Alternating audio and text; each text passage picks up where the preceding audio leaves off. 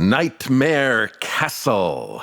It's Friday, and today we are checking out one of the premium iPop 3D releases. In fact, it is the mother of all iPop 3D releases, the very first one that launched an empire of 3D conversion. Like all iPop releases to date, it came with a fantastic deluxe package, which I don't have. For a description of that package, I will refer you to Tommy Boy 3D's enthusiastic review. As I type this, all printed editions are sold out, but you can still buy it as a digital download, which comes with printable packaging and virtual hugs.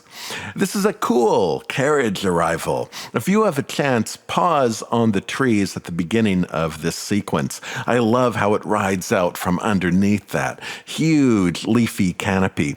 Notice when this fence comes in view, how the tips of the bars have a tendency to sink into the background.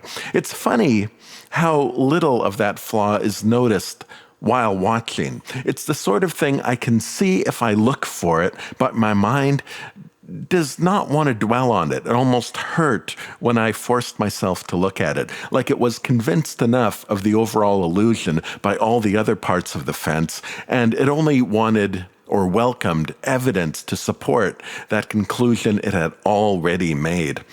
The contours of this building are a subtle 3D moment. Certainly, I'm mainly focused on the people, but the touch of depth between the stonework and the wood doors adds a curious sense of weight to the building.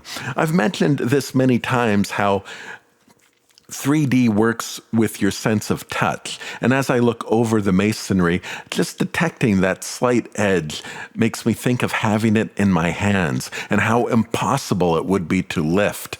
That wall is crushingly heavy. And in the context of this movie, that gives me a sense of gloom, of being inside these impossible thick walls. There is a fantastic stereo reflection on this big table that retains a sense of mirror depth. Wow, what a great little moment. Sometimes that sort of thing is completely washed over in these 3D conversions.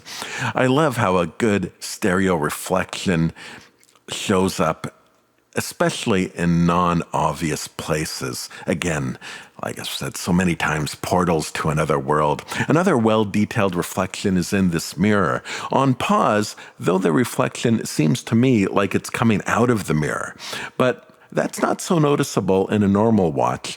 What struck me about this movie is how perfect so many shots are for 3D. The cinematography really favors angles that force us to look at things as if they are on the head of a pin. It often puts us at a point that just feels like it's coming out. And in these moments, the conversion doesn't actually feel like it's adding anything, but rather just fitting, like it was always meant to be seen that way.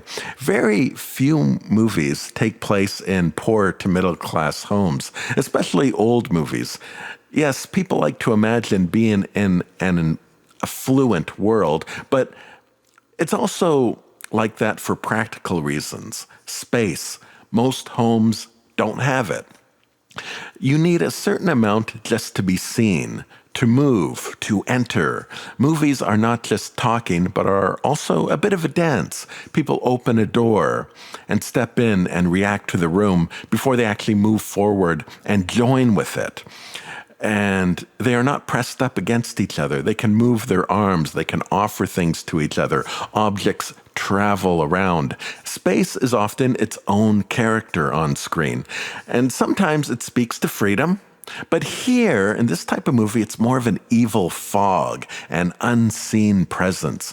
This barrier of fear and this stereo effect that's been added in really gives form to this unseen menace. In a way, iPop 3D becomes the proverbial ghost in the machine. I like how these foggy windows have little wisps of stereo detail that go with the more clear areas on it, giving just enough of an illusion to make this glass tent feel translucent. I saw such amazing vegetation in this greenhouse. Despite large amounts of complete blackout, the stereo stays consistent and enjoyable, which was weird and fantastic, is how well that 3D worked in those dark moments. 3D is afraid of the dark. It likes things bright. So it's a wonder to see detail when you can barely see anything at all. The leaves remain a stereo wonder in this fountain scene. It's a fantastic scene. The cold stone of the fountain juxtaposed against a rich stereo tree line with occasional glimpses into a yard beyond. It does, however, have a significant hiccup. For a few brief seconds, the descending water stops being its own thing and projects onto the actor behind it. At first glance, it might appear like the water is even going behind the actor. It was the only real moment I felt anything was off in this entire movie, and actually led me to wonder why it had to be left in. So rather than speculate, I decided, hey, let's just send an email to IPOP headquarters and ask. It's all a matter of choosing your battles. Alex had a really good analogy. Converting to 3D is a bit like whack-a-mole. As soon as one floor is battered down, another appears. It is quite surprising, as literally you fix the most glaring flaw.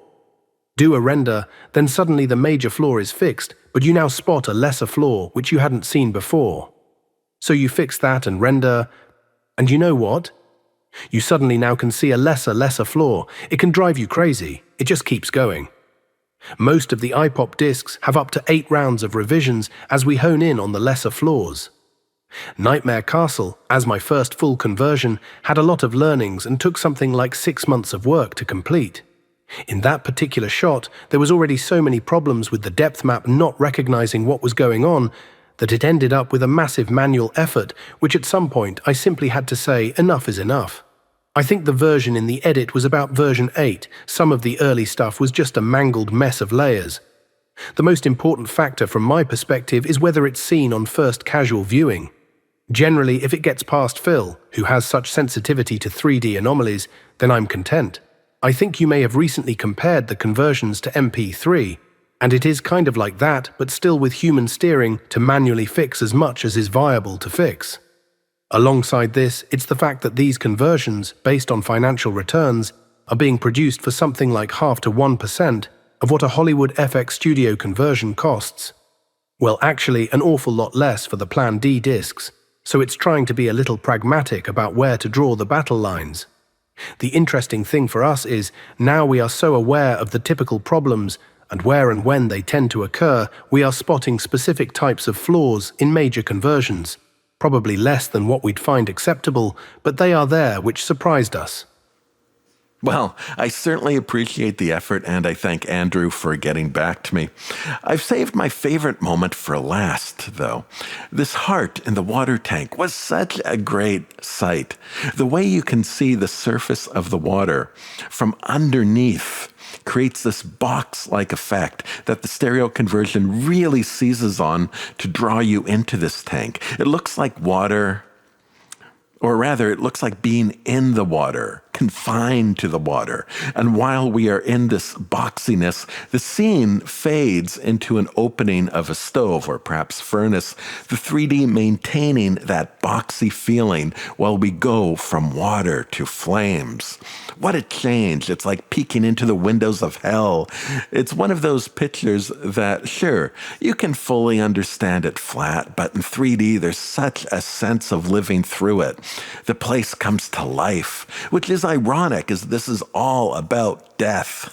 The movie itself is something of an exercise in cruelty. Parts of this movie feel like they may have been early attempts at the torture horror, like you might find in today's Hostel or Saw movies, somewhat revealing that people aren't getting more depraved in their movie tastes. They were that way all along. An appetite for pain is just a weird and altogether unnerving, but ever-present part of mankind.